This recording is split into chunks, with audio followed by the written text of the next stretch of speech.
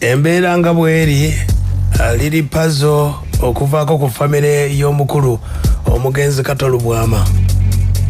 nga bayita bannamateeka baabwe be bayita Meldes Advocates bawandikidde omukulu gwe bayita Mukasa Yasini oba mmwe gummanyi nga liri Pazo lunnabe era essimu ye ne bagiteekako bamuwandiikidde ekiwandiiko nga bamugamba yazzeemu oluyimba nga tafunye lukusa oluyimba lwe bayita kiraba ebiiso ye n'alutuuma Irena we bagamba kopya ebigambo eŋŋoma na byonna ebyatambuliddemu obuyiiya obwo bwali bwa Kato Lubwama kati mu mbeera eyo bamutegeezezza ayina okusasula miliyoni 3 liri Pazo lunnabe Mukasa Yasini ne miliyoni 20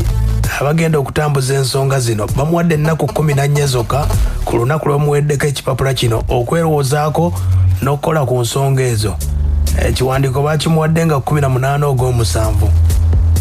liri Pazo lunnabe mu nsonga ezo buzimiridde bwe zityo abafamire bavuddeyo nga bawanda muliro eri omuyimbi gwe bayita liri Pazo nga bagamba nti omuyimbi ono teyafunye lukusa wadde n'akamu ne beebuuza nti obuyiiya kyeki obuyiiya mbayimbi bwaddawa kale kati mu mbeera ey'okuzannyira ku waka w'omugenzi po Kato Lubwama abakulu basodde okuba ate nga batuula ne bagamba kabagende bannamateeka oba oli awo liri Pazo akasente bw'aba akeewulira zaaba atuwa mu mbeera eyo abaffe kigenda kuggwa kitya abayimbi bangi nnyo bazze baddamu ennyimba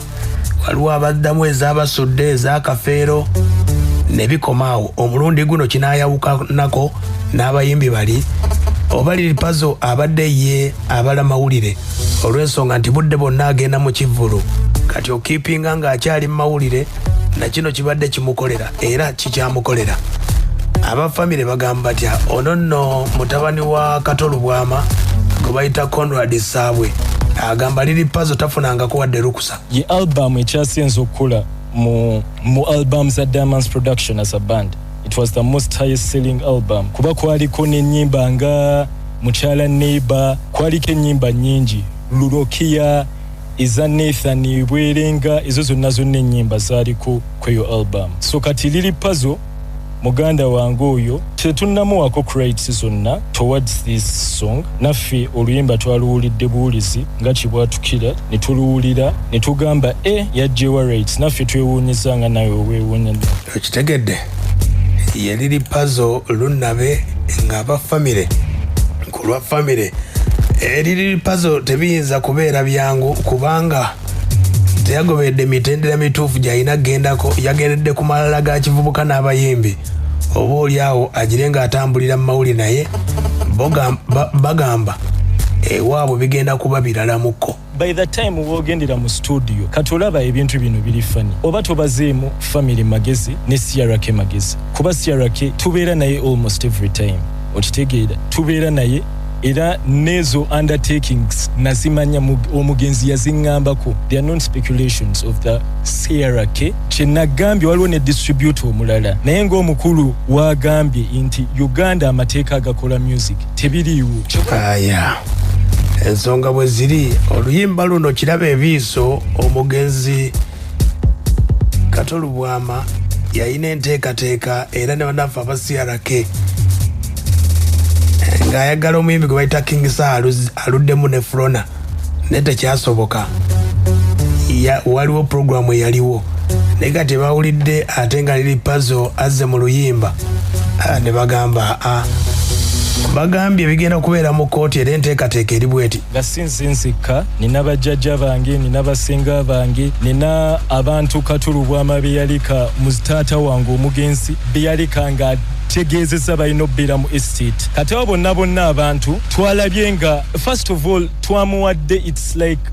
an intention we have not yet sued but eringa intention to sue emulaga nti waba ayina nti authority ekola oluyimba bino ebintu we don't have time to argue ajajje maybe n'olupapula whatever he has alage nti nno nafuna rights okuva ewa ABCD tutegeeraganye waba if it doesn't have that then that's another case bigenda kuba biralamu yazzeemu oluyimba gwe bayita lunnabe Lady Pazo oba Mukasa Yasini ye agamba nti yali ayimbamu nga freestyle freestyle n'ogenda ne mu studio ne bakola mastering ne bamaliriza lunnabe wuno agamba ye yabuliramu nga freestyle nga bona agenda mu karaoke just nga vibe zikutte ulira Lady Pazo ekiwandiiko ky'omadde sinakiraba kubanga ensonga gye mpulira yo y'ekiwandiiko kati nnyinza okwogera nga mpaayiriza amateeka ebyo ebintu tujjanga tubiyimba ku nayiti z'abasaa bibeera nga freestyle tubiyimba era just freestyle gy'okuba it's like a karaoke whereby you freestyling kube ngoma gye tutera okujjamingira kabatera okgende wa King Saa wali ku bbaala emuwulira nnyo King Saa ng'ajjaminga ennimba z'Abajamaika nze maama zintamye aya sebo zino ngoma z'Abajamaika luyimba lwa Kato Lubwama yalukola Immaculate Nabiryo kati abakwasaganya endongo Conrad agamba nti Lady Pazo yamukubiddeko nenamugamba ensonga kati nenemu Mr. Lady Pazo yankubidde ne mugamba nti tujja kwogera ebisingako nga estate ekoze eki etudde ng'efulumiza n'ebbaluwa awo nakomye naye sinaddamu kwogera naye aya Lady Pazo agamba ngo omukulu Kato Lubwama ayogerako naye ng'akyaliwo Lady Pazo wuno akyatubuulira mbu naye ye agamba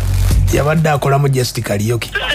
zinaalidde mu luyimba just freestyling the song as in you freestyling ize bwe nnyimba oluyimba oliwaddemba okuluyimba kyogamba ize oluyimba lwange olwekudi abantu abeeka bandi erukuba eyo gye munywera omwenge ize Anko Kato in fact nga kyannafana kusangako ku Papazo namugamba bane Anko Kato njagala nnyo ddemu ku stage otuyimbiremu akayimbako kannyumiranga asinga abantu abanzijambiyimba buli lwembeera ku live band ne kulumberwa Anko Kato awummule mirembe bambi kiba kyabalize bandi basonyiwe aya bamusonyiwe naye akadde kano olina kwetondera eri bamateeka bonge bagamba Conrad agamba nti abayimbi bangi nnyo badde bayisa amaaso mu nnyimba z'abakulu ababasookawo baabasudde bakafeero baani ne bo omulundi guno akazannyo kano baakasomye. What they are saying about some of these great artists ebizibu bingi nnyo ebiri mu music wa Uganda, so for us tetwagala kugwamu ago mannyo ga mpisi music wa muzeeyi kwonooneka just like that. We are waiting for the breezes tulinge ki gitusobola okutandikamu okulowooza oba tuwa ono omuntu tumwe luyimba kyono tumwe luyimba ki, because as of right now after compiling all those songs twali tuli mu talks n'abantu bakkereri aba distributing a music. Kato omugenzi Kato Lubwama waliwo ennyimba ezimu zeyafanga atandise ziteeka ku channels ezaki Apple iTunes ne biki, ne kati twagala zibeere organized under one distributorship person afaayo kuki ku music kuba ennyimba 150 nnyimba nnyingi ekitegeera kyeŋŋamba. Ala ensonga bwe ziri bwe zityo. Lady Pazo agamba agenda kwogerako ne Conrad naye bimusobeddemu. nayimbiramu oluyimba nze neero navudde mukunja gyemo kyanga nzijankulana nekita nze kutabazangi bwe navaawo nenyimbirawo ensonga nnyingi ezindeeterawo Conrad manye Anko Kato omwana yamutulekera ani ali alusandi nje asomye ayinza okuba mukulu wa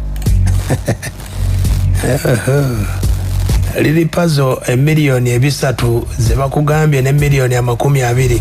okuddamu oluyimba ogenda kukola otya? sizikwatanga nako sizimanyi era bwe baba bali mulimo bali mufuufu bwe bagadde okunnyukiramu obunaku